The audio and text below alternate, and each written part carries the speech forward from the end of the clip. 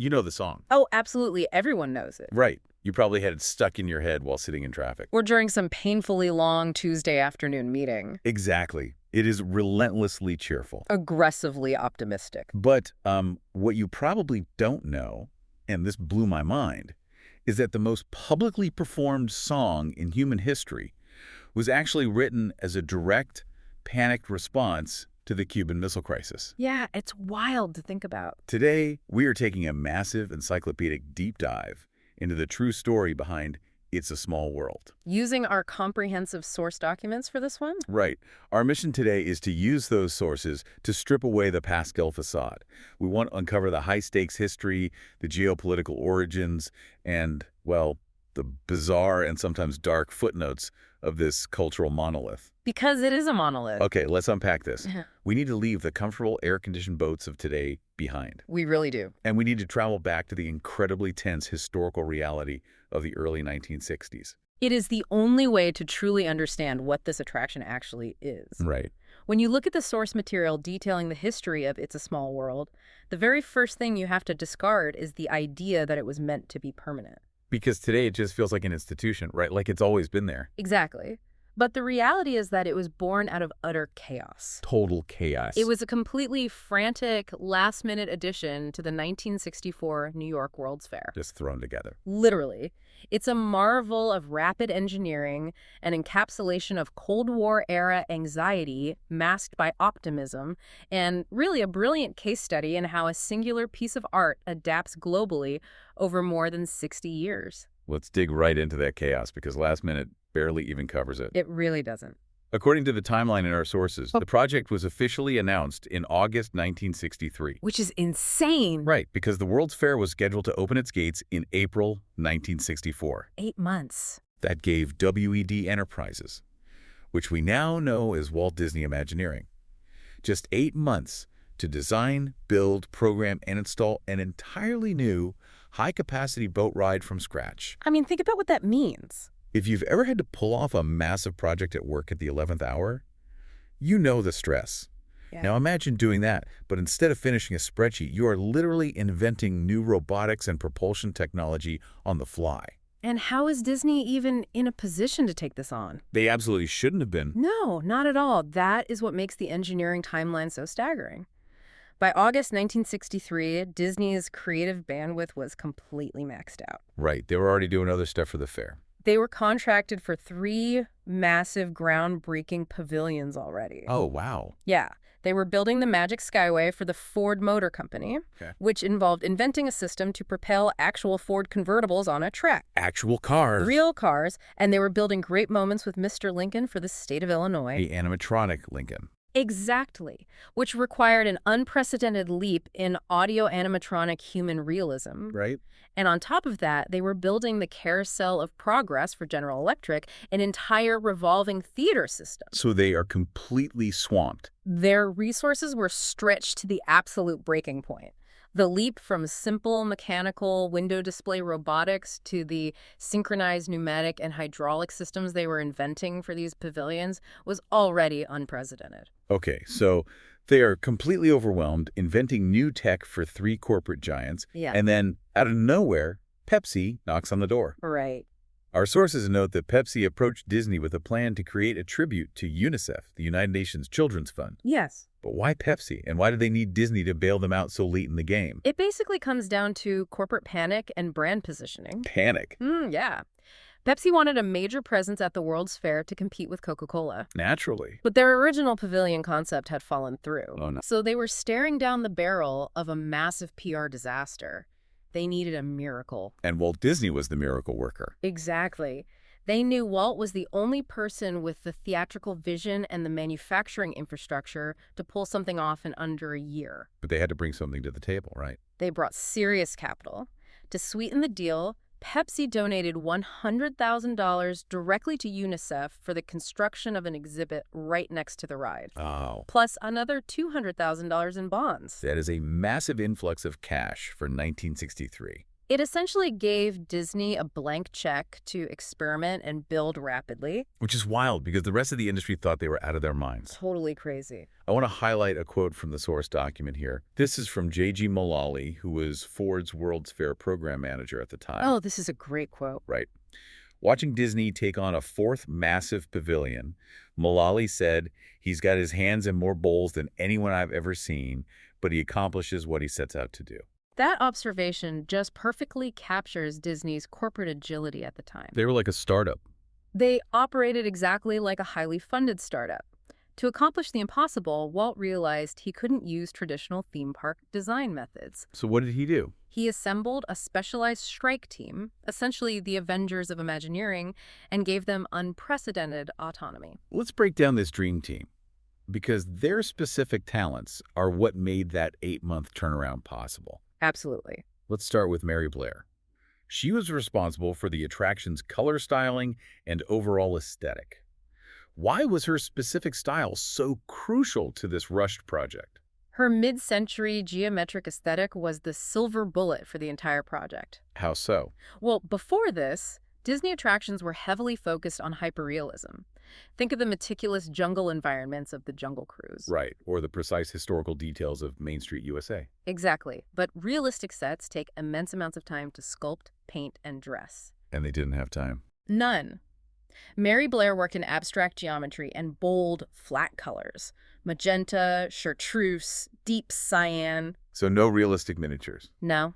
She didn't design a realistic miniature replica of the Eiffel Tower or the Taj Mahal. She designed a child's colorful, two-dimensional idea of those landmarks. Ah, I see. This stylized approach allowed the carpenters and painters to build massive, flat wooden sets incredibly quickly. That makes so much sense. Furthermore, her style abstracted the cultures just enough to avoid complex political or historical baggage. It created a universal visual language that felt innocent and immediate. Exactly. Okay, so that flat, colorful aesthetic formed the backdrop, but they still had to populate it. They needed the dolls. Right.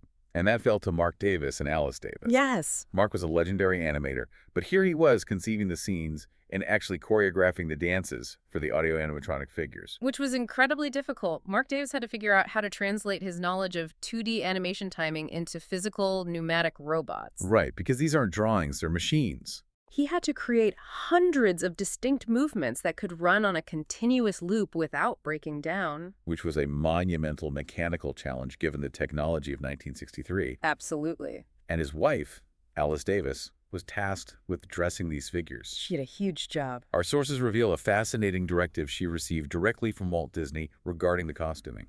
What did he tell her? He told her to do whatever it takes to make these look like dolls every woman in the world would want to have. That directive is a brilliant piece of commercial psychology. Isn't it? It reveals that the goal wasn't pure anthropological accuracy. The goal was intense desirability and approachability. Right. Framing the cultural representations through a highly desirable, almost toy-like aesthetic. By doing that, Disney ensured the attraction would resonate emotionally with a global audience. Alice Davis sourced authentic fabrics, trims, and techniques from around the world, but she tailored them to fit these universally appealing, uniform figures. And those figures were designed by Blaine Gibson. Yes, the sculptor. Right. He sculpted the faces to be identical in shape, relying only on paint and styling to differentiate the global regions. A huge time saver. But beyond the dolls, we have to talk about Rolly Crump.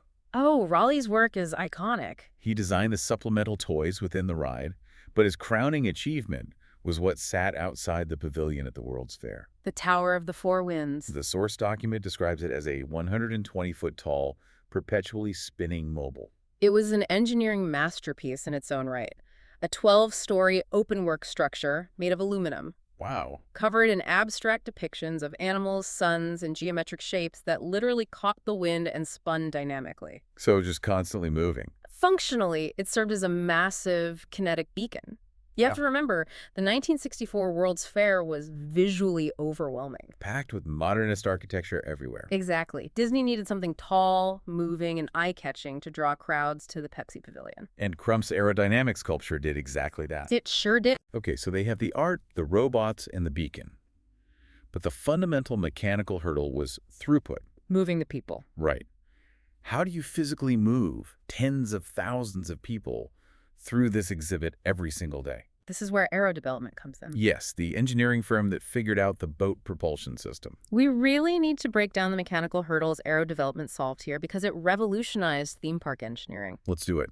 Before It's a Small World, dark rides typically ran on continuous mechanical tracks, like a chain pulling a heavy ride vehicle. Like a roller coaster chain. Exactly. But mechanical tracks require high maintenance, they are noisy, and they limit capacity because vehicles must be spaced out strictly. So aero development took a completely different approach. Using fluid dynamics, they designed lightweight fiberglass boats that floated freely in a concrete flume. So no track at all. None. Instead of a track pulling the boats, they installed submerged, silent water jets that created a continuous current. The water itself pushed the boats along the channel. So simple, yet so effective. It meant the ride never had to stop for loading and unloading. Boats could safely bump into one another at the station, guests could step in, and the current would just gently push them back into the flow. It allowed for a staggeringly high hourly capacity with almost zero mechanical downtime. It was revolutionary. And that capacity paid off phenomenally. The fair opened on April 2010, 1964. With UN Secretary General U Thant dedicating the ride a few days later. Right. And visitors had to pay extra for this specific pavilion. 60 cents for children and 95 cents for adults. With the proceeds going to UNICEF. Exactly. Yeah. Despite the upcharge, the attraction was pulling in 35,000 to 40,000 daily riders. When you look at those numbers, you realize the sheer scale of the success. By the time the World's Fair concluded its two-season run, the attraction had recorded 10.3 million total visitors. 10.3 million. That's unbelievable. To accommodate the massive lines, they had to keep the ride operating 15 hours a day by mid-1965. Wow. And this efficiency actually altered the course of Disney history. How so? Well, internal Imagineering teams were currently building Pirates of the Caribbean at Disneyland in California, Okay. which was originally designed as a subterranean walk-through wax museum. Oh, I had no idea. A walk. Yes. But after witnessing the phenomenal throughput of Aero Development's water jet system in New York, Disney halted construction on Pirates and entirely redesigned it into a high-capacity boat ride. That is a fascinating piece of ripple effect history. It really is. But as much as we dissect the mechanics of fluid dynamics and Mary Blair's color theory, there is an elephant in the room that we have to address. The song. The song. The melody that conquered the planet. Right. And here is where the story takes a wildly unexpected turn. The original working title for the attraction wasn't It's a Small World. No, it was Children of the World. And the initial concept for the audio was vastly different from what we know today. According to the source, the original plan was to have the dolls in each geographic section sing the national anthem of their respective country. It makes logical sense on paper. Sure. If you are building a tribute to the diverse nations of the world, you use their anthems. But practically, Practically, it was an acoustic nightmare.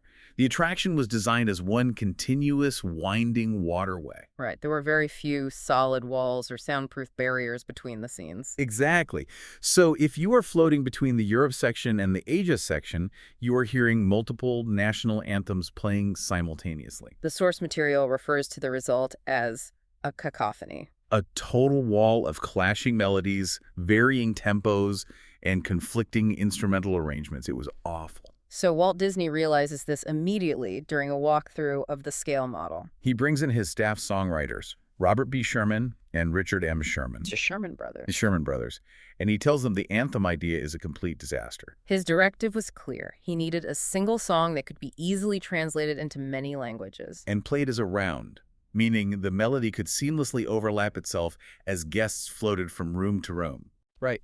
Here's where it gets really interesting. We have to look at the exact timing of this request. The historical context is crucial here. The Sherman Brothers sat down to write what would become It's a Small World After All, in the direct wake of the 1962 Cuban Missile Crisis. Just think about the psychological state of the world at that exact moment. People were literally digging fallout shelters in their backyards. Children were doing duck and cover drills under their school desks. The world was on the terrifying brink of actual nuclear annihilation. The contrast is simply breathtaking. It really is. Out of that profound existential geopolitical anxiety, the Sherman Brothers wrote a deeply earnest plea for peace, brotherhood, and shared humanity. The lyrics focus on the indisputable facts that unite us. We share the same sun, the same moon, the same oceans. It was an attempt to distill a massive, terrifying global conflict into a simple truth about shared existence. But the tone wasn't initially the upbeat march we know today. No. When the brothers first presented the song to Walt Disney, they played it as a slow, mournful ballad. From a music theory perspective, that makes perfect sense. Right. A slow ballad emphasizes the gravity and the vulnerability of the message. It was a serious, heartfelt plea. But Walt Disney understood the psychology of his audience in a different way. He always did. He was building an attraction for a World's Fair, a place meant to showcase optimism and future progress. So he requested that they increase the tempo and sing it in counterpoint. A faster, cheerful, major key arrangement. Speeding up a mournful plea for peace and turning it into a relentlessly upbeat earworm, it completely shifted how the brain processes the music. It really did. By accelerating the tempo and utilizing a simple, repetitive melody at a major key, the song bypasses the critical, analytical part of the brain and embeds itself in the listener's memory. It transformed from a solemn prayer into an inescapable anthem of aggressive optimism. And Walt was so thrilled with this transformation that he actually renamed the entire attraction. Right, it went from Children of the World to It's a Small World. And Walt possessed a razor-sharp business acumen regarding this song. Yes. The sources detailed that the Sherman Brothers originally wanted to donate all of their royalties and profits from the song directly to UNICEF. Which is in keeping with the philanthropic spirit of the pavilion. Exactly. But Walt explicitly stopped them. He knew exactly what he had. He dissuaded them from donating the copyright because he understood the commercial potential of a perfectly engineered earworm. He knew it would transcend the World's Fair and become a massive financial asset. He wasn't wrong. Recordings of the song went on sale in October 1964. And by 1967, the Christian Science Monitor observed that visitors go away humming it as though they had made it up themselves. Fast forward to modern times, and Robert J. Sherman, the son of Robert B. Sherman, claims it is the single most performed and most translated piece of music ever produced in human history. If we connect this to the bigger picture, the sheer statistical volume of this song is difficult to comprehend. Let's hear the numbers. By 2014, Time magazine published estimates calculating that the song had been played nearly 50 million times worldwide on the theme park attractions alone. 50 million times. Yes. That metric comfortably shatters the broadcast records of massive radio hits like The Beatles' Yesterday or The Righteous Brothers. You've lost that lovin' feelin'. That is just mind-boggling. During a typical 16-hour theme park operating day, the song cycles roughly 1,200 times. Wow. And the cultural saturation of the song reached a point where the Library of Congress officially stepped in. They had to acknowledge it. In 2022, they selected a 1964 recording of the song, performed by the Disneyland Boys Choir for preservation in the National Recording Registry. They formally deemed it culturally, historically, or aesthetically significant. It is incredible to think that a theme park jingle, engineered to fix an acoustic problem in a boat ride, transcended its medium to become a protected, foundational piece of American history. And its history is still actively being written. Right, this isn't just a relic of the past. Shortly before his death, Richard Sherman returned to the song to compose a brand new third verse. After all these years. Yes. Disney premiered this new verse in a short film on ABC in late 2024.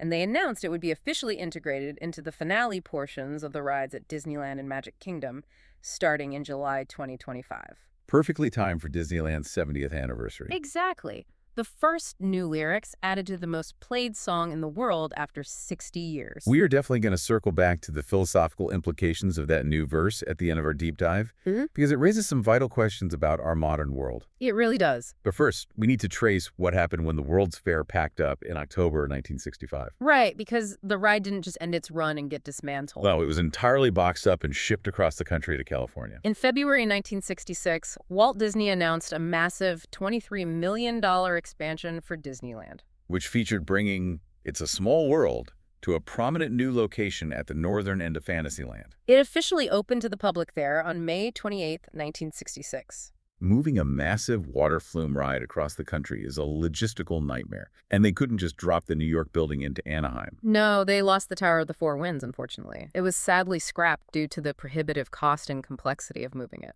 But to make up for that loss, they gained something arguably even more iconic. The facade. Yes. The new ride building in Anaheim was gargantuan, covering 1.25 acres, standing 4 stories high, and spanning 65,000 square feet. It needed a new architectural identity. That identity was provided by Raleigh Crump. Right. He designed a massive, sprawling exterior facade, heavily inspired by Mary Blair's geometric styling. The centerpiece is a towering 30-foot-high clock with a perpetually smiling face that rocks back and forth. It's so recognizable. And every 15 minutes, the clock opens, and a parade of costumed wooden dolls marches out from the base to mark the time. It created a monumental theatrical entrance that the World's Fair version lacked. They didn't just expand the exterior, they expanded the ride's content inside, too.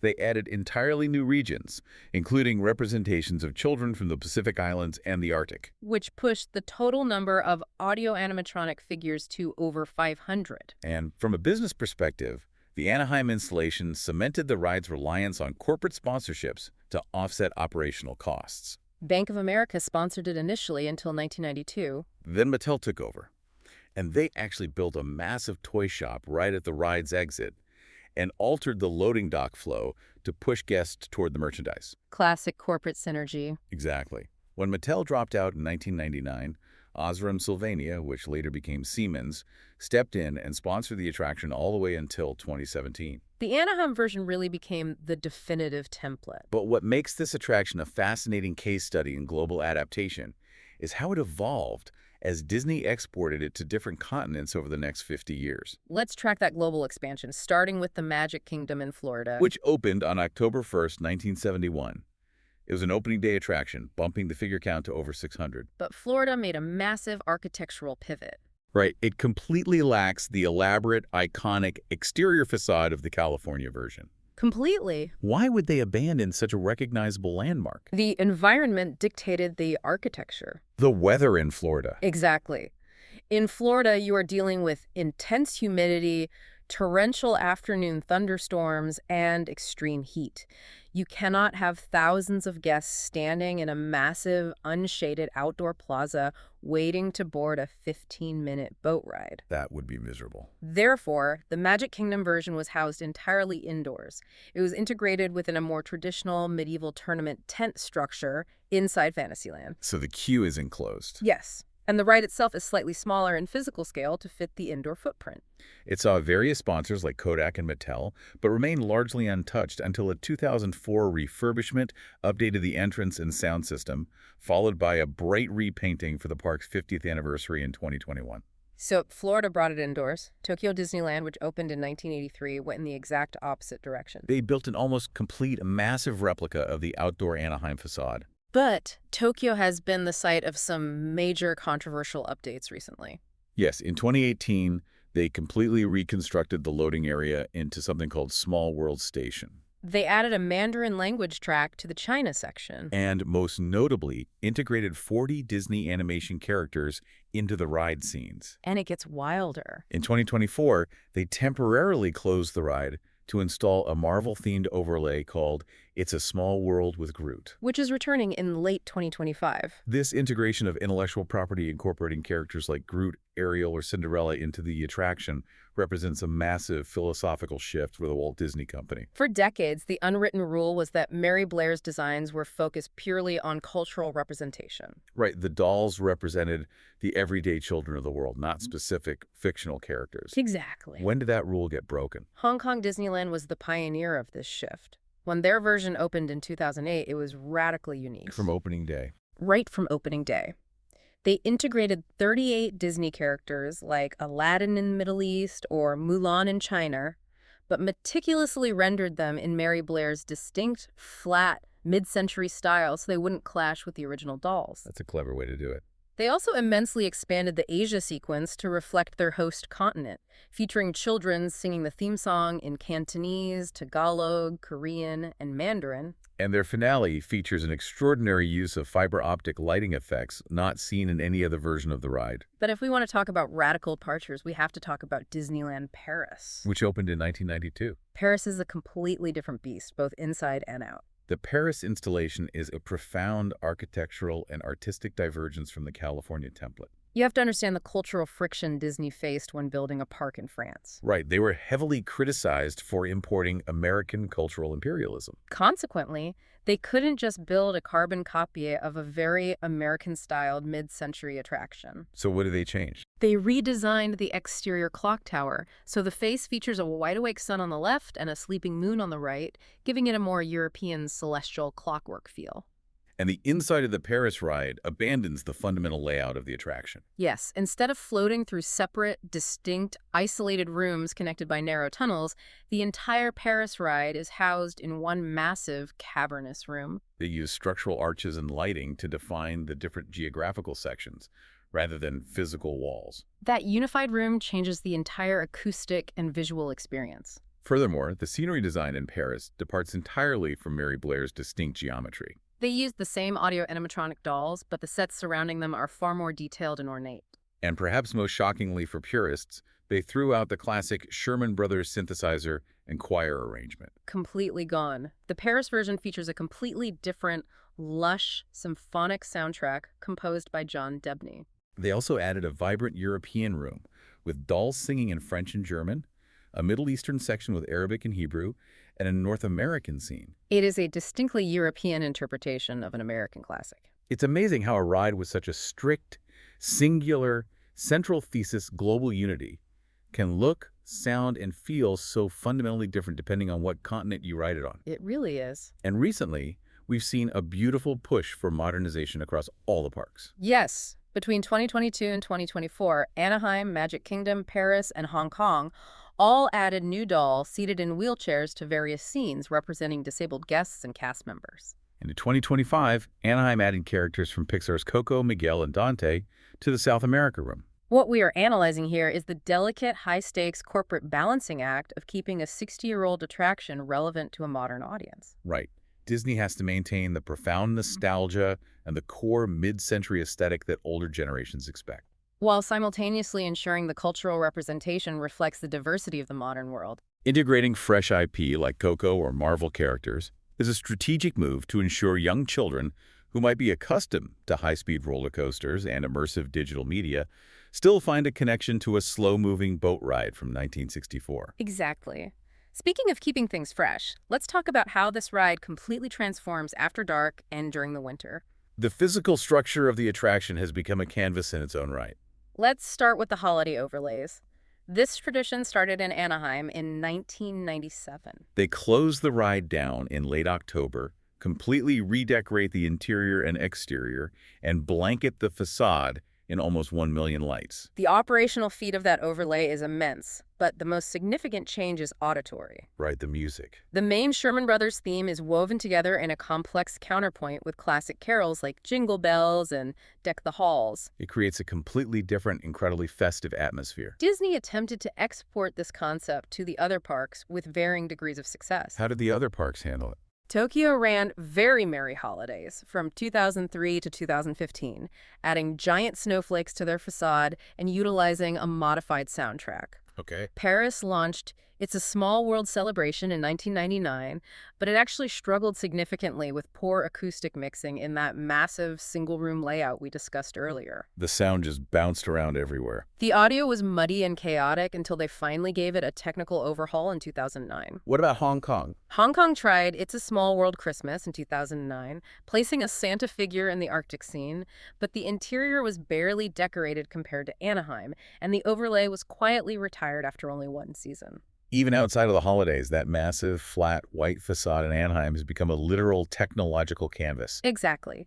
Mary Blair's geometric flat design inadvertently created the perfect surface for modern projection mapping technology. In 2011, Disney launched a nighttime spectacular called The Magic, The Memories, and You. This show utilized high-definition projectors to map sequences of Disney animation and actual photographs of park guests taken that very day directly onto the contours of the clock face and the surrounding towers. And just recently, to celebrate Disneyland's 70th anniversary in May 2025, they debuted a brand new projection show called Tapestry of Happiness. This one projects iconic moments from past and present Disneyland attractions onto the facade, all set to a modern remix by the Jonas Brothers called Celebrate Happy.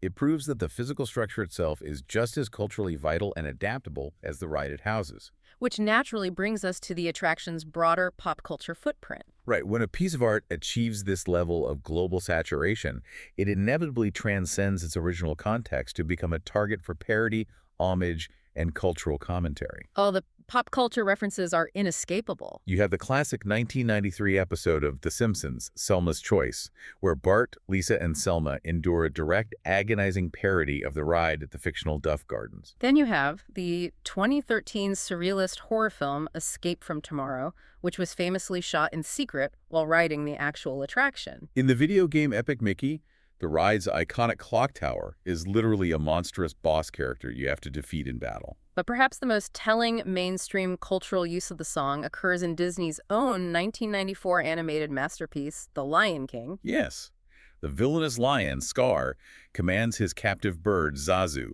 to sing something with a little bounce in it. Zazu immediately begins to sing It's a Small World. And Scar instantly panics, groans, and shouts, "No, no, anything but that." It is the ultimate comedic shorthand for torture. But why is that? Why does a song written specifically as a genuine plea for world peace become the universal go-to punchline for madness and psychological torment? To understand that, we have to look at the psychology of the modern adult mind. It comes down to the extreme tension between forced, inescapable happiness and inherent human cynicism. The ride presents a utopian vision, a world where the dolls never stop smiling, the pastel sun never sets, and the cheerful music never ever ends. For a cynical adult, being trapped in a loop of unrelenting, manufactured cheerfulness borders on the uncanny valley. It creates a psychological dissonance. The joke in The Lion King and The Simpsons works perfectly because it highlights the massive gap between the messy, painful reality of our actual world and the sanitized, mechanical perfection of the ride. And speaking of wild pop culture artifacts that highlight that gap,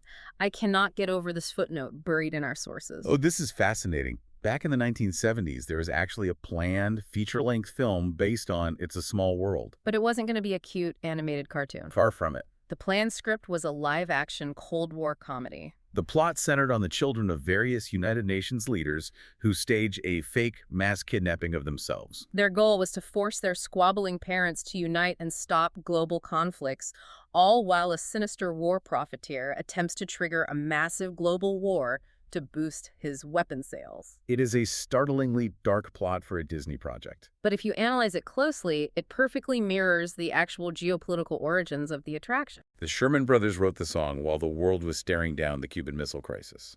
That scrapped 1970s film script demonstrates that beneath the pastel paint and the smiling dolls, the heavy themes of global tension, the threat of war, and the desperate need for peace have always been fundamentally baked into the DNA of It's a Small World. That deep tension between the utopian vision of the ride and the chaotic, messy reality of the world brings us to our final, perhaps most intense section of this deep dive. What happens when the ride stops? Because as much as it represents a perfect, highly controlled environment, it physically exists in our very unpredictable, occasionally dangerous reality. Over its 60-year history, the source material details several serious accidents, mechanical failures, and controversies. As we delve into these incidents, it is vital that we approach them strictly factually, exactly as they are detailed in our sources. Examining these moments is crucial because they strip away the theatrical illusion of the theme park. They remind us of the heavy industrial machinery operating just beneath the water surface and the unpredictable human element that interacts with it. Let's look at the mechanical and natural disaster side first. The sources note a terrifying incident in 1994 at the Magic Kingdom. A 6-year-old girl fell out of her boat in the loading area and was struck by an incoming boat. She suffered severe injuries, though thankfully she fully recovered. In 2011, the Tokyo version of the ride was violently shaken during the massive Tohoku earthquake, resulting in damaged props and structural concerns. In 2015, a malfunction during a fireworks show sparked an actual fire on the exterior facade of the Anaheim attraction. And in 2021, an underground machinery flood severely delayed the ride's holiday opening in California. These incidents highlight the sheer physical reality of the attraction. Right. A water flume ride operating continuously for 16 hours a day relies on massive pumps, heavy fiberglass boats, and complex electrical grids. Tragically, this industrial reality resulted in a fatality. In October 2010, a 53-year-old subcontractor was cleaning the attraction at Disneyland Paris. The machinery unexpectedly restarted while he was in the water. He was trapped beneath a heavy boat and later died from his injuries. It is a sobering, tragic reminder that despite the gentle, whimsical facade, this is a heavy industrial environment demanding strict safety protocols. Beyond mechanical failures, there are the incidents involving human behavior within the ride, which range from bizarre to highly litigious. For instance, in November 2023, a 26-year-old man riding the Anaheim version actually exited his boat in the middle of the attraction. Stripped completely naked, walked through the water flume and the mechanical props, and was subsequently arrested. This raises an important question regarding the psychological effect of these highly immersive environments. Theme parks are meticulously designed to feel entirely safe, isolated from the outside world, and separate from normal societal rules. When you enclose a guest in a space that feels disconnected from reality, it can sometimes trigger incredibly erratic behavior. Especially if the theatrical illusion breaks down, or if an individual brings unpredictable psychological elements into a space that relies on strict crowd compliance. We see a very different kind of illusion breaking detailed in a fascinating 2009 lawsuit. During the holiday overlay in Anaheim, the ride experienced a mechanical breakdown.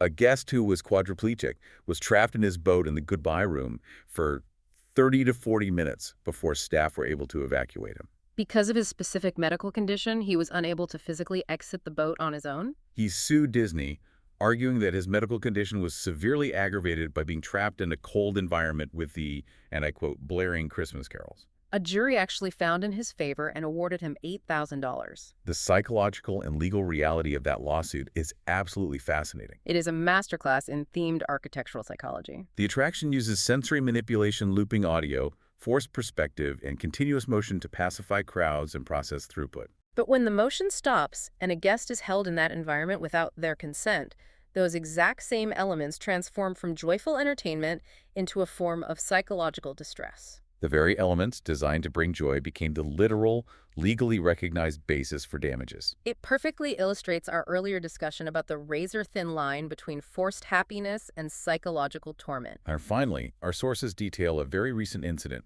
where the real world profoundly intruded on the ride's utopian space. On August 6, 2025, in the Anaheim version of the attraction, A female guest secretly placed a dirty doll holding a sign that read, "Remember Hiroshima," directly into the Japan scene of the ride. this was done to mark the 80th anniversary of the atomic bombings of Hiroshima and Nagasaki during World War II. The doll was discovered and subsequently removed by park staff. This incident provides a stark, defining contrast. The ride was conceived and built to project an abstract vision of global peace, innocent unity, and a future free from conflict. But the real world, carrying its complex, deeply painful history of warfare and nuclear devastation, inevitably pushes back against that abstraction. The guest utilized the ride's own established theme of global representation to make a highly specific, stark, real-world political statement. It demonstrates that a platform built for universal harmony can easily become a target for concrete political messaging. So what does this all mean? We started this deep dive talking about a plucky, catchy tune that gets stuck in your head while you're getting coffee. But look at the incredible terrain we've covered. We've gone from a frantic, exhausted group of Imagineers scrambling to build a Pepsi pavilion in 8 months for the 1964 World's Fair to the terrifying anxieties of the Cuban Missile Crisis. We've explored the fluid dynamics of water jets, the architectural divergence of Disneyland Paris, and the psychological weight of a song that has been played 50 million times. We've seen a ride that has survived earthquakes, fires, evolving cultural norms, lawsuits, and protests across 5 international theme parks to become a true global touchstone. It is an undeniable testament to the brilliant durability of Mary Blair's visual design and the incredible engineering of the Sherman Brothers music. But reviewing this comprehensive history also shows us that a small world is still an incredibly complicated world. The ride may portray an environment of endless, unyielding harmony, but the true story of its creation and existence is filled with frantic engineering hurdles, brilliant corporate maneuvering, tragic mechanical failures, and deep geopolitical anxieties. It is known as the happiest cruise that ever sailed, but as we've learned today, the waters are remarkably deep. And that brings us to our final thought. As we discussed earlier in the episode, in July 2025, a brand new verse written by the late Richard Sherman was officially added to the ride, The very first new lyrics integrated into the attraction in 60 years. which leaves you with something profound to consider the next time you hear that melody. This ride, and specifically this song, was born in 1962 as a desperate, earnest plea for unity in the terrifying existential shadow of the Cold War. Now, over 6 decades later, in an era of unprecedented digital connection and complex global challenges, Disney felt the compelling need to renew, update, and physically expand this specific message of global peace. What does it say about our current global climate that this 1964 thesis feels so necessary to reemphasize today? Are we perhaps seeking the exact same mechanical, repetitive reassurance of shared humanity right now that audiences so desperately craved when they first boarded those boats at the World's Fair? It is definitely something to think about the next time you find yourself involuntarily humming that tune. Thank you so much for joining us on this extensive deep dive into the source material. Remember, whether it's a towering, intricate clock face or a simple plastic doll, always keep looking for the big stories hidden in small worlds.